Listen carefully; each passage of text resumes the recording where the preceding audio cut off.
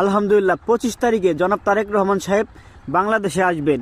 এই জন্য 300 ফিটে মঞ্চ প্রস্তুত হচ্ছে তাকে সংবর্ধনা দেওয়ার জন্য। সমগ্র বাংলাদেশের আপামর জনসাধারণ অপেক্ষায় আছে। প্রিয় নেতা, প্রিয় মানুষ, প্রিয় ব্যক্তিত্ব বাংলাদেশে হাল ধরবেন জনাব তারেক রহমান। তিনি আসবেন দেশে।